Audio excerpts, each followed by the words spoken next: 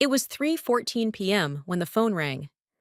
I was sitting on the edge of my bed, staring blankly at the old trophies lining my shelves. My heart had felt heavy all day, like a storm was brewing in my chest. I didn't know then that the storm had already landed. "Hello?" I answered, already sensing the dread. "Is this Lily Morrison?" "Yes," I said, throat tightening. "This is Officer Daniels from the State Police Department. I'm so sorry to inform you, but there's been an accident." I don't remember the rest. Just words like head-on collision, didn't make it, and we're deeply sorry. It was my best friend, Chloe. Dead. She was driving home after picking up my birthday gift. She'd planned a surprise picnic for us in the park, just like when we were little. But now she was gone, and somehow the world kept spinning. I sat in the living room in silence, phone clutched in my trembling hands. Everything was still, but inside me, everything shattered. Mom breezed in a few minutes later, heels clacking, dress sparkling like a disco ball. "Hey, sweetie, we're heading out early. The Martinez Gala starts at 7, but there's a pre-party at the yacht club." I looked up. "Chloe's dead." She froze. "What?" "Car crash. She didn't make it." Her mouth opened, then closed again. Dad walked in behind her, buttoning his blazer. "What's going on?" "Chloe's. She died," Mom said, her voice flat, like she was reporting a spilled drink. Dad blinked. "Jesus." I expected them to fall apart, to cancel everything, to hold me. But instead, Mom sighed and touched up her lipstick. "Well, she wouldn't want you to ruin your life over it. We can't cancel tonight. The gala is important." "You're still going?" I asked, voice cracking. She frowned. "Honey, grief is hard, but life doesn't stop. You'll see. It's better to keep moving." And then they left. To party, while I cried. I sat in the dark with a blanket wrapped around me like armor. Every room felt too big, every light too bright. The silence hurt. I replayed old memories. Chloe laughing as we danced in the rain. Our late-night talks about the future. The time we swore to be each other's maid of honor. Gone. And my parents. They were sipping champagne on a yacht. I pulled out my phone and opened her last message. "I'm so excited for tomorrow. You're going to love what I got you. See you soon, birthday girl." I sobbed, for minutes, for hours, until something changed. A knock. 3, to be exact. Firm, rhythmic, unmistakable. I hesitated, then walked to the door. No one was there, just an envelope on the doormat. No name, no stamp. I opened it with trembling fingers. Inside was a single sheet of thick cream paper, handwritten in neat cursive. "Chloe loved you, and she knew your light would dim tonight, so she left behind something for you. Go to the old oak tree where she first taught you to climb. Midnight. Come alone." I read it again and again. Who sent it? Why? But something inside me stirred. A pull, a need to follow through. Chloe had always loved scavenger hunts and secret messages. Maybe this was her final gift. It was just past midnight when I reached the old oak tree in the meadow behind the school. Fog curled around my ankles. The moon watched in silence. And there, taped to the bark, was another envelope. Inside, "This is what she left for you. Don't open it until you're standing at the old piano in the music room. Bring tissues." The music room? That was where we used to rehearse after school, where Chloe would sing and I'd play, dreaming of talent shows and stardom. My legs moved before my brain caught up. I climbed through the broken window, careful not to cut myself. The music room smelled like dust and nostalgia. Moonlight filtered through cracked panes, casting silver shadows. And there it was. The piano. On top of it, a flash drive. I inserted it into my phone with a converter. A single audio file. For Lily. Her voice. I nearly collapsed. "Hey you," she began softly. "If you're hearing this, then I guess something went wrong. But if there's one thing I know, it's that you're stronger than you think." Then came the music. A song we wrote years ago but never finished. Except, she finished it. She'd recorded the whole thing, and her voice, clear and beautiful, wrapped around me like a hug from beyond the veil. Tears poured freely, and in that moment, I wasn't alone. When the last note faded, I noticed something wedged between the piano keys. A small wooden box. It had our initials carved into it, C and L. Inside were trinkets from our childhood, friendship bracelets, a seashell from our beach trip, and a folded note. I opened it. Lily, if you're reading this, I hope you're remembering the best of us, not just the end. You're allowed to grieve, cry, break things if you need, but promise me you'll live, truly live, for both of us. My breath hitched. I had spent the day drowning in loss, but here she was, anchoring me, giving me permission to grieve and to heal. I clutched the box to my chest and let the tears come again. Not just for what I lost, but for what I still had. The love of a friend who refused to let me disappear into darkness. I wiped my face, stood up, and whispered into the air. Thank you, Chloe. I love you too. And outside the music room, for the first time that night, the wind felt warm. When the front door opened at 2:03 a.m., I was already sitting at the kitchen table. I didn't bother turning on the lights. The glow of the laptop in front of me was enough to illuminate the room, and enough to show my parents the truth the moment they walked in. Their laughter was shrill, artificial, still echoing from their night of glamour and gossip. My mom's heels clicked sharply against the marble floor, and my dad's voice was mid-story. And then Henry says, "That's not caviar, that's toothpaste." He chuckled, until he caught sight of me. "Lily?" My mom's voice cracked a bit. "You're still awake?" Still awake. What a joke. I hadn't truly been awake since Chloe died. I didn't answer, just pressed the spacebar. Chloe's voice filled the room. Her song played, soft, haunting, full of a sorrow and strength neither of them could look away from. They froze. As the second verse played, I watched them. Dad's brows furrowed.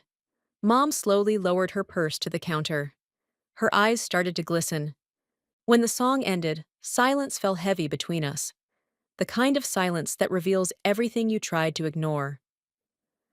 I turned the laptop toward them, showing the video I'd posted, the one already going viral. It was a slideshow, Chloe and me growing up, at school dances, summer camps, birthdays.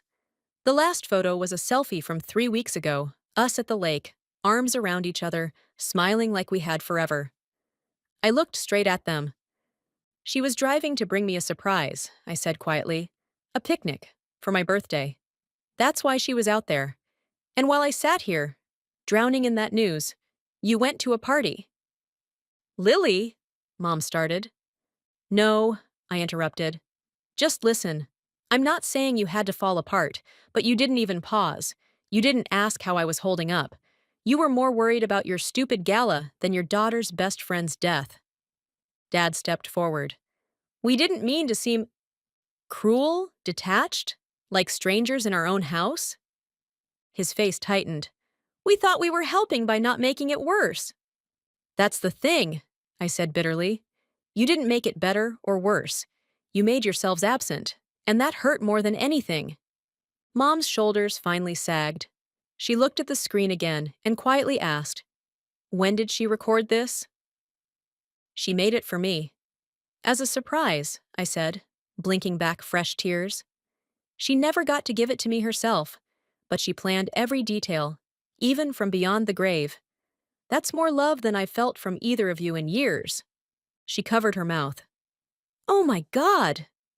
It was like watching someone realize too late that they'd dropped something priceless and couldn't go back to retrieve it. My dad sat down heavily, elbows on the table. I didn't know. We didn't know it meant that much. That's the problem, I said. You didn't know, because you didn't ask. I stood up and left them there. They weren't crying when I exited the room, but they were silent. And for once, they actually seemed to feel it. The next morning felt like waking up in a different house. Not because the walls had changed. They hadn't. The light still poured through the same curtains. The same scent of burnt coffee from Dad's awful machine still wafted down the hall, but something in the air had shifted. I didn't hear music from Mom's phone. No podcast in the background, no clinking of coffee spoons or hum of early morning excitement. Just quiet. I padded into the kitchen, wearing one of Chloe's old sweatshirts. It swallowed me whole now. The sleeve still carried the faintest trace of her vanilla perfume. My parents were seated at the kitchen table, still in their robes, eyes fixed on the laptop in front of them. The video of Chloe's song was playing again. "I didn't know it had this many views," Dad muttered. His voice sounded far away, unmoored. "How many?" I asked, though I'd checked it 4 times already that morning. Mom turned the screen toward me. The number glowed like a neon sign. 2.3 million views. "Someone from the Today Show messaged me on Instagram," I said, "and there's a woman from a grief awareness foundation who wants to use the video at their annual conference." Neither of them spoke. Mom slowly leaned back in her chair and wiped her eyes. "People are really listening to her." "They are," I said, voice barely above a whisper. "She's still here, in what she left behind." Dad shook his head in disbelief. "I thought it was just a personal thing. I didn't realize how much it would spread." "That's what happens when someone puts love into the world," I said. "People feel it. Even if she's not here anymore, Chloe's heart still beats in every single view, every share, every comment." There was a long pause before Mom asked, "Did we really make things that much worse for you?" I met her eyes. For once, she didn't look like the perfectly composed woman who curated her life like an Instagram feed. She looked wrecked. "Yes," I said simply. "You made me feel like my grief was inconvenient, like it was an interruption to your schedule, like I didn't deserve space to feel broken." She nodded slowly. "We failed you." There was no defense, no denial, just the truth. And for the first time in a long time, I believed she meant it. By lunchtime, my inbox had exploded. Chloe's video was picked up by BuzzFeed, HuffPost, and even NPR's Tiny Desk Concerts, who reshared it and called it a haunting example of grief turned into grace. Strangers began sending voice messages and DMS. "I lost my sister last year.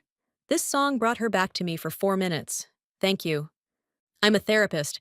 I played your video in group today. We cried together. Your friend was a star. I'm so sorry she's gone, but the light she left is helping people like me keep going." I couldn't stop the tears. Because Chloe never wanted to be famous. She just wanted to make people feel something. And somehow, her last act was reaching millions. And then came the email. Subject: licensing request, Chloe's song. From David Mallory, Mallory Music Group. To Lily Morrison. Dear Lily, my name is David Mallory. I'm the founder of Mallory Music Group, a label that specializes in legacy music and memorial songwriting. We came across the video of Chloe's song. I don't say this lightly. It's one of the most moving pieces I've heard in years. We'd like to formally license the song for streaming platforms and include it in a compilation called Songs from the Heart. Proceeds will go to youth music scholarships and mental health charities. Please let me know if you'd be open to discussing this further. With deepest respect, David Mallory. I read it twice. 3 times. Then I burst into tears. Because my best friend was about to change lives, even in death. I forwarded the message to my parents. And for the first time, Mom replied, "We're proud of you, and we're proud of her. Let us help you make this happen." And I let them. Because maybe, just maybe, they were finally starting to understand. The following week moved in slow motion. Meetings with the label, legal paperwork, setting up Chloe's estate, something I never imagined doing at 17. But every time I felt overwhelmed, I heard her voice. Not just in the song, but in the way she used to tease me, comfort me, challenge me. "Don't chicken out, Lily, you've got this." So I kept going. The day the song went live on Spotify and Apple Music, it shot to #1 in the Indie Memorial category, a strange, bittersweet niche that Chloe now quietly dominated. I couldn't help but think she would have laughed at that. But even more meaningful than the charts were the messages. From a teenage girl in Ohio who played the song at her brother's funeral. From a father in Ireland who said it helped his daughter speak again after losing her mother. From a group of high school seniors who made it the theme of their Grief Awareness Month. Chloe had become a voice for those who couldn't find their own, and I was just the girl lucky enough to have known her. One afternoon, Mom knocked gently on my bedroom door, something she never used to do. "Hey," she said softly. "Can we talk?" I nodded. She sat down on the edge of my bed, holding a shoebox I hadn't seen in years. "I found this in the garage," she said. "It's yours." I opened it slowly. Inside were old drawings Chloe and I had made as kids. Friendship bracelets, Polaroids, a half-finished scrapbook, notes in sparkly pens, full of OMGs and heart emojis. And near the bottom, a CD we'd burned together, labeled Road Trip Forever. I laughed through the tears. "I remember this," I whispered. "We made it for our imaginary trip to California." "She was part of this family," Mom said, her voice thick, "and I treated her like a side character. I'm sorry for that." I looked up at her.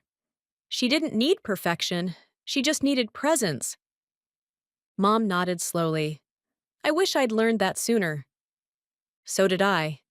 But something in her face had shifted, the same way mine had, as if grief had finally cracked the surface of our shiny, curated lives and let something real break through. That weekend, our town held a candlelight vigil in Chloe's memory. I had expected maybe a few classmates, her music teacher, a handful of neighbors. But when we arrived at the school auditorium, over 600 people were waiting.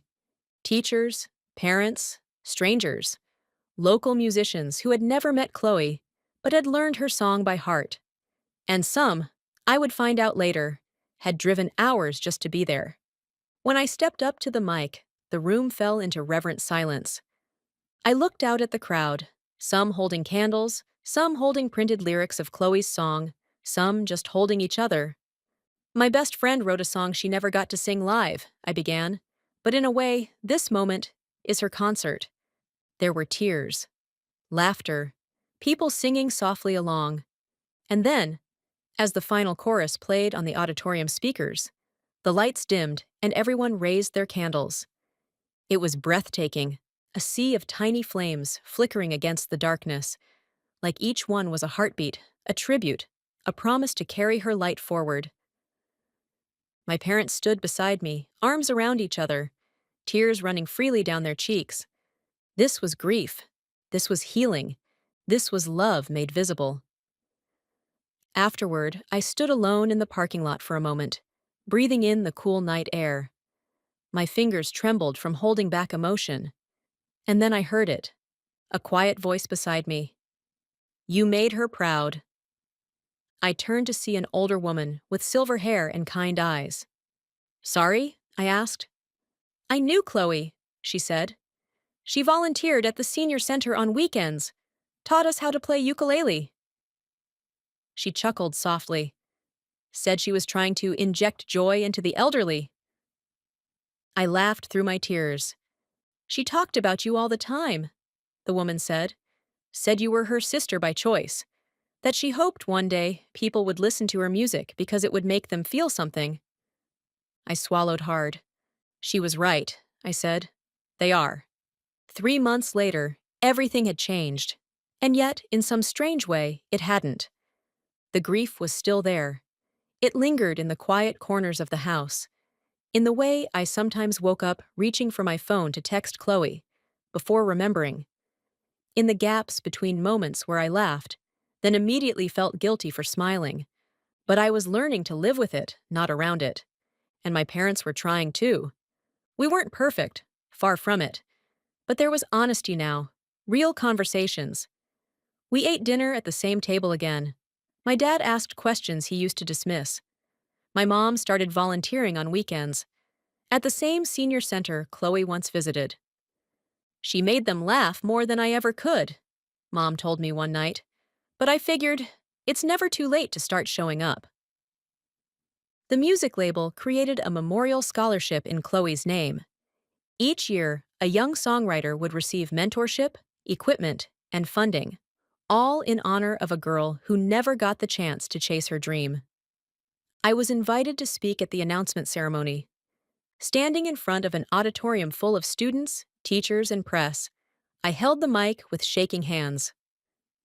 "I'm not here because I'm brave," I began. "I'm here because my best friend was." I told them about Chloe, the girl who wrote songs in math class, who believed music could heal the soul, who brought light into every room she entered and laughter into every space she left behind. "But more than that," I said, "she reminded me, and now all of you, that one voice, even in the middle of pain, can change the world." They gave me a standing ovation. I think Chloe would have blushed, or rolled her eyes, or both. Later that night, I lay in bed with my laptop open and the song still queued up. I'd heard it 100 times by now, but it never got easier or duller. Somehow, it still pierced the same spot in my chest, the one only she had ever reached. But I no longer cried the way I used to. The pain wasn't sharp anymore. It was softer now, rounded edges, more like a scar than an open wound. I pressed play. As her voice filled the room again, soft and soulful, I realized something that caught me off guard. This wasn't just grief anymore. This was legacy. One afternoon, a letter arrived. Not an email, a real handwritten letter. Thick parchment, carefully addressed to me. I tore it open, curious. It read, "Dear Lily, my name is Hannah, and I'm 12 years old. I saw Chloe's video with my mom. My brother died last year, and I didn't think anyone understood what that felt like. But then I heard her song. I listened to it every day for a week. Then I wrote my own song. I didn't know I could do that before. I just wanted to say thank you for sharing her with the world. You helped me more than you know. Love it, Hannah. P.S. I sent you a copy of my song. I hope you like it." I sat there holding the letter, tears running silently down my cheeks. I opened the second envelope and unfolded a piece of notebook paper with scribbled lyrics. Childlike rhymes, innocent spelling mistakes, raw emotion. And somehow it was perfect. Because it meant Chloe's voice hadn't stopped at her own song. It had echoed into another heart, another life, another child trying to make sense of loss. My parents eventually helped me create a nonprofit called Chloe's Echo. It was small at first, just local outreach and songwriting workshops for grieving teens. But it grew quickly, with donations pouring in from people all over the country. Our mission was simple: to turn grief into something beautiful, something lasting. And every time someone asked me how it started, I told them the truth. It started with a girl who refused to let sadness silence her. It started with a song. It started with Chloe. The irony still stung, that my parents had chosen a party over my grief. But in some strange twist of fate, Chloe had thrown one of her own. Not the kind with champagne and gowns and photo booths, but the kind where hearts came together, where strangers became family, where a single voice reached millions. And this time, my parents showed up. They brought more than their fancy clothes. They brought their attention, their presence, their healing. It wasn't perfect, but it was real. And for the first time, in a long time, that was enough. If this story resonates with you, hit the like button and leave your story in the comment section. And of course, subscribe to my channel for more real, raw, and ridiculous stories. Your support means everything to this channel, and don't forget to share with anyone who might be struggling to recognize their own value. Sometimes the hardest person to stand up to is the one who raised you, but as I learned, it can lead to the most rewarding outcomes. Thank you for watching, and remember, knowing your worth isn't selfish, it's essential.